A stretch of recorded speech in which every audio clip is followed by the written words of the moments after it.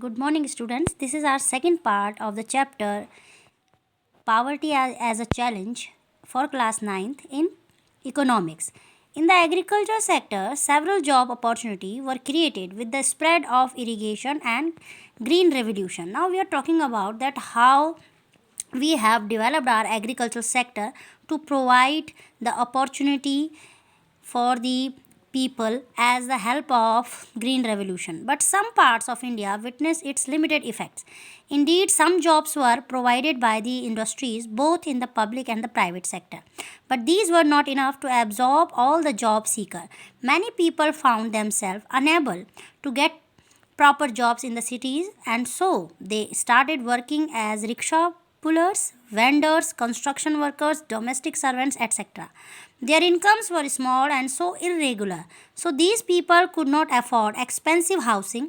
They started to live in slums located on the outskirts of the cities, and the problems of poverty, largely a rural phenomenon, also became the feature of the urban sector. The huge income inequality has been another feature of high poverty rates. Unequal distribution of land and other resources is one of the another reason for the increasing poverty in India. Despite many policies, we have not been able to tackle the issue in a meaningful manner. Major policy initiatives such as land reforms, which aim to redistribute assets in the rural areas, have not been implemented in a proper and effective way by most of the state government, since one of the major causes of poverty in India has been the scarcity of land resources. The life of millions of rural people could be improved by proper implementation of policies. There are several other socio-cultural and economic factors that are responsible for the poverty in India. In India, people including the very poor spend a lot of money in order to fulfill social obligations and observe religious ceremonies.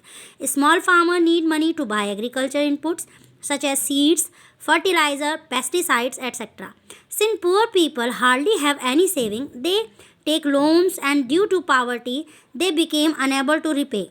As a result, become victims of indebtedness. So the high level of indebtedness is both the cause and effect of poverty. So we can see, students, that in India, when we see that why and what are the reason behind the increasing poverty level in India, so there are so many different reasons, as that it also depends that how much we skilled, how much we are capable to perform any economic activity. At the same time, that the people who belong to the rural area, these people spend their money for the social obligation and the religious ceremony.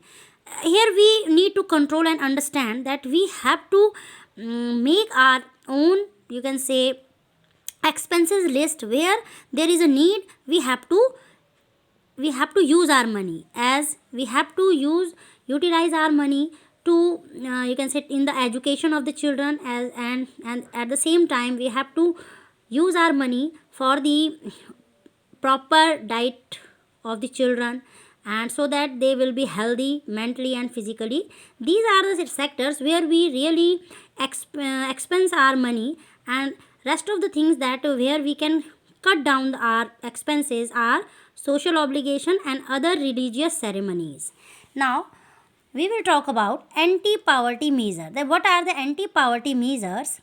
One of the major objectives of Indian developmental strategy is the removal of poverty.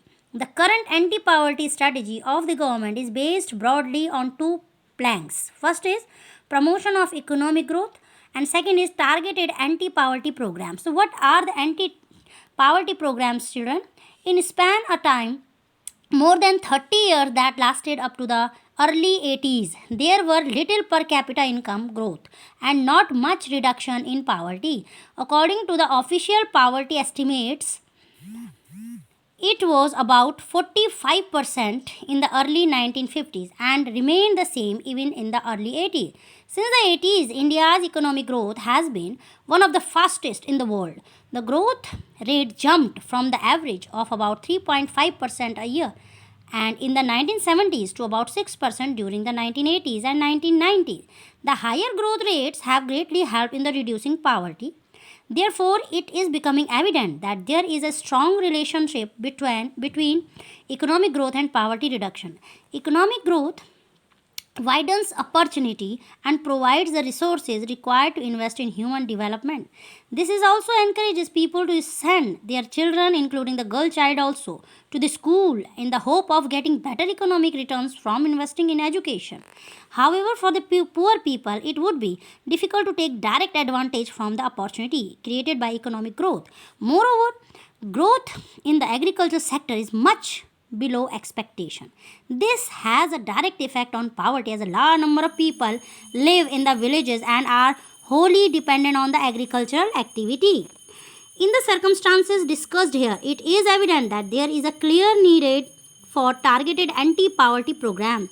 Although there are so several schemes that are formulated to affect poverty directly or indirectly. Some of them require our attention. In September 2005, National Rural Employment Guarantee Act (NREGA) 2005 was passed.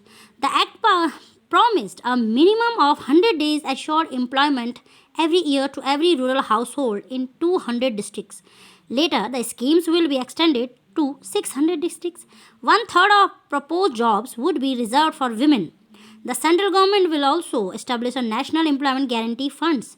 In a similar way, state government will establish the state employment guarantee funds for implementation of the schemes. According to the program, if an applicant fails to get employment within 15 days, then she or he will be entitled to a daily unemployment allowance. The National Food for Work Program (NFWP), which was launched in 2004 in 150 most backward districts of the country, was another important scheme. The program is meant for all rural people who are in the need of wages, employment, and desire to do manual unskilled work. This program is implemented as a 100% centrally sponsored scheme. Under the scheme, food grains are provided free of cost to the states. Once the NREGA is in force, the NFWP will be assumed with this program. Now we are talking about that it is all about that how the government is helping to reduce the poverty from India. In 1993, the Prime Minister Rozgar Yojana PMRY was started. The main aim of the program is to create self-employment opportunity for educated unemployed youth who live in rural areas and small towns. Under this scheme, the government helps them in setting up small businesses and industry. In 1995, Rural Employment Generation Program REGP was launched. The aim of the program is to create self-employment opportunities in rural areas and small towns. Under the 10th 5-year plan, a target for the creating 25 lakh new jobs has been set for the program. Now, Swarna Jayanti Gram Swarojgar Yojana (SGSY) was launched in 1999. This program aims to bring the assisted poor families above the poverty line by organizing them into a self-help group through a mix of bank credit and government subsidy. In 2000, the Pradhan Mantri Gramoday Yojana launched. Under this scheme, additional central assistance is to given to the states for basic services which include primary health, primary education, rural shelter, rural drinking water, and rural electrification. Another important scheme is Antodaya Anna Yojana, about which you will be reading more in the next chapter. The result of these programs have been mixed. The lack of proper implementation and right targeting are some of the major reasons for less effectiveness of above schemes and yojana. Further, the various schemes overlapped each other. Despite good intention, the benefits of these schemes failed to reach to the deserving people. Therefore, in recent years, the main focus is concentrated on proper monitoring of all the poverty alleviation programs. Now, the challenge ahead. After launching so many schemes and yojana by the state and the central government of India, even we are having so many challenges in front of us.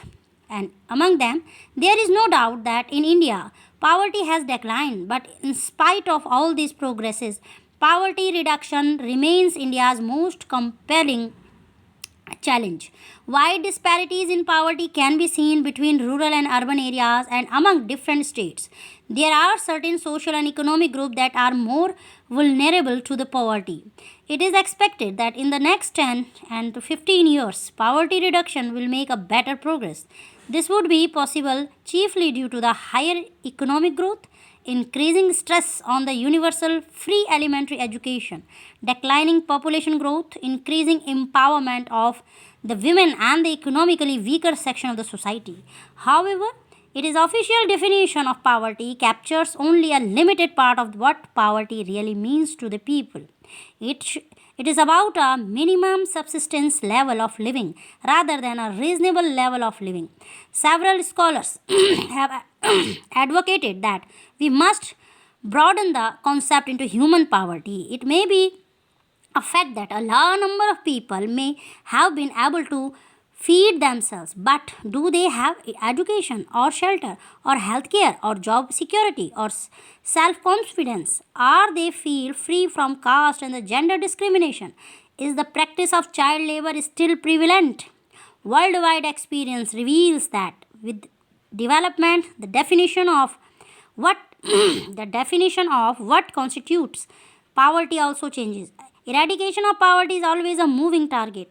It is hoped that we will be able to provide the minimum necessary in terms of only income to all people by the end of the next decade. But the target will continue to move for several of the bigger challenges that still exist, providing healthcare, education, and job security for all, and achieving gender equality and dignity for the poor. These will be even bigger tasks. Now, in a short, you can understand that when we say the poverty in India, that we have studied in this chapter that poverty has several dimensions. Normally, this is measured through the concept of poverty line. Through this concept, main global and national trends in the poverty are analyzed. But in recent years, analysis of poverty is becoming rich through a variety of new concepts such as social exclusion. In the same way, the challenge is becoming bigger as scholars are trying to broaden the concept into human poverty way. It is all about this chapter, students. So we have completed the chapter poverty as challenge from economics for class 10th. Now you have to do the remaining question of NCERT from this chapter, and then we will start the next chapter from political science. Till then, take care. God bless you.